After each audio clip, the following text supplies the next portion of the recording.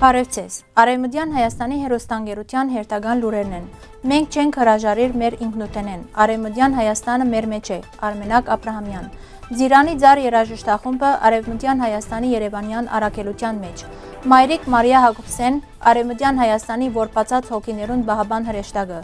Արասպելական Արդոս Լերն ու Շահբաղի Գարմիր Ավետարանը։ Չգործընծնենք հույսը եւ երբեք չմոռնանք հաղթանակներ գերդած մեր ընկերները։ Ստեփանագերդի եղբայրական գերեզմանոցը գշարունակե բղձվել։ Վատիկանը բացահայտած է հայերու դեմ իրականացված ցեղասպանության վերաբերող գաղտնի փաստաթուղթեր։ Դոլմայի իրական ցակումը հայկական աղբյուրներու լույսին տակ։ Արևմտյան Հայաստանի ազգային խորհրդի նախագահ Արմենակ Աբրահամյանը խոսեցավ հայ ժողովրդի իրավունքներուն եւ հայկական ինքնության պահպանման կարեւորության մասին։ Ան ընդգծեց, որ Արևմտյան Հայաստանի մշակույթը գշարունակե ապրիլ մեր մեջ եւ մենք պետք չէ մերժենք մեր ժառանգությունը։ Արմենակ Աբրահամյանը նշեց, որ Արևմտյան Հայաստանի գամավորները մասնակցած են Արցախի ազատագրության, որ կվերապերի 1920-ական թվականներուն հայկական պետության մինչև այսօր բնակրաված թրքական տարածքով։ Ան գոչ հրավ հայ ժողովրդին գիտակցիլ իր միջազգային իրավունքները եւ պաշտպանել Արևմտյան Հայաստանի ինքնությունը հիմնված ՄԱԳ-ի եւ Եվրոպական մարդու իրավունքներու թադարանի որոշումներուն վրա։ Ան ավելցուց, որ չկա ովևէ փաստաթուղթ, ուր կարելի է հասկանալ, որ Արևմտյան Հայաստանը կամ անոր հայերը հրաժարած են իրենց տարածքային ամբողջականութենեն կամ իրավունքներեն։ Արևմտյան Հայաստանի Երևանյան առաքելության մեջ Ձիրանի ձար երաժշտախումբի ղեկավար Ռուզաննա Հակոբյան հանդիսացավ հանրապետության ղեկավարներուն, քննարկվեցան մշակութային համագործակցության հնարավորություններ եւ շեշտվեցավ ազգային ինքնության պահպանման կարեւորությունը։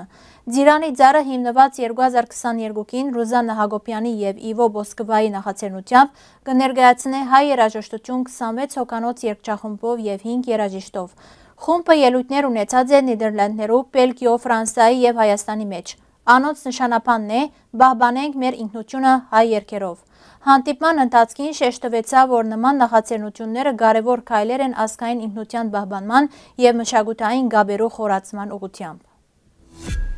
Մարիա Հակոբսեն դանիացի միսիոներուհին հայ ժողովրդին ծանոթ է որպես մայրիկ։ Ցեղասպանության ականատես դառնալով ան իր սիրտը բացավ հազարավոր որբացած հայ երեխաներու առջև, ստեղծելով թրջնոց բույն որբանոցը Լիբանանի մեջ։ Ան բարգեւեց ոչ միայն կյանք, այլ նաեւ սեր ու արժանապատվություն։ Հակոբսեն քրի արավ 1915-ի դժվարությունները, թողելով անկնահատելի վկայություններ։ Ան եղավ ոչ միայն որբերու, այլ ամբողջ հայ ժողովրդի մայրիկը սիրո, քաջության եւ սրբության խորհրդանիշ։ Անոր հիշադակը միշտ պիտի ապրի յուրաքանչյուր հայու սրտին մեջ, որպես Արևմտյան Հայաստանի լույսով լեցուն պաշտպանուհի։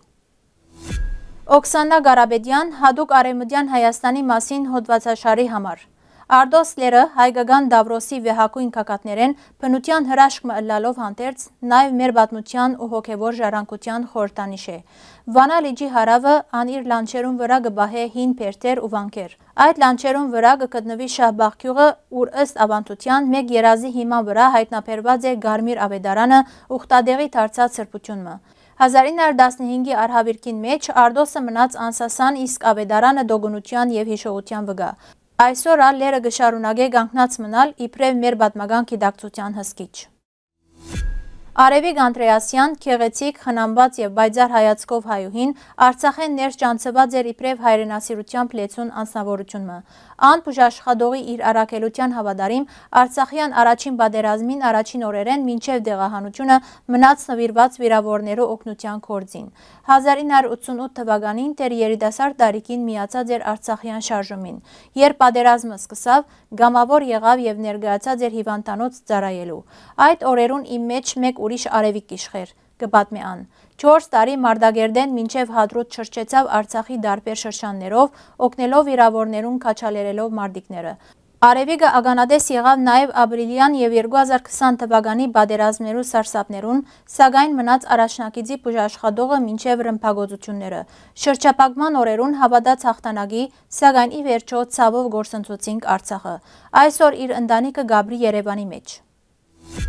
Ադրբեջանցիները գրգին բոցած են բռնակրաված Ստեփանագերդի հուշահամալիրի գերեզմանոցը, մասնավորապես թիտման փորակրած ու ճնչած են որոշ տաբանակարերու վրա պատկերված ազատամարտիկներու թիմանկարները, մասնադելով աչքերը, փերանը եւ թիմակղզերը, իսկ որոշ տաբանակարեր ամբողջությամբ կոտրած են։ Այս գործողությունները լրջագույն գերբով կխախտեն միջազգային իրավունքը։ Արտարատադության միջազգային թադարանը 2021 թվականի դեկտեմբեր 7-ի որոշումով բարդացրած էր Ադրբեջանին ցերնարգել բոլոր անհրաժեշտ միջոցները կանխելու եւ պատժելու հայկական մշակութային ժառանգության դեմ ուղղված վանդալիզմը։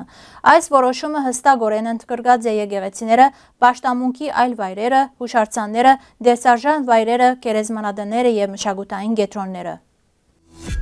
Վատիկանը սկսած է բացահայտել իր գաղտնի արխիվները, որոնց մեջ կան 17-րդ դարու փաստաթուղթեր, իսկ ամենահինը 8-րդ դար է։ Կապիտոլիումի թանգարանին մեջ մինչև սեպտեմբեր կցուցադրվին 100 գաղտնի փաստաթուղթեր, ներառյալ վկայություններ Օսմանյան կայսրության մեջ հայերու դեմ գործադրված ցեղասպանության մասին։ Վատիկանի գաղտնի արխիվի տնօրեն Սերջո Բականո նշած է, որ այդ փաստաթուղթերուն մեջ հայերու վերաբերող մանրամասն տեղեկություններ կան, ներառյալ թուրք զինվոր Մուստաֆա Սուլեյմանի ցուցմունքը։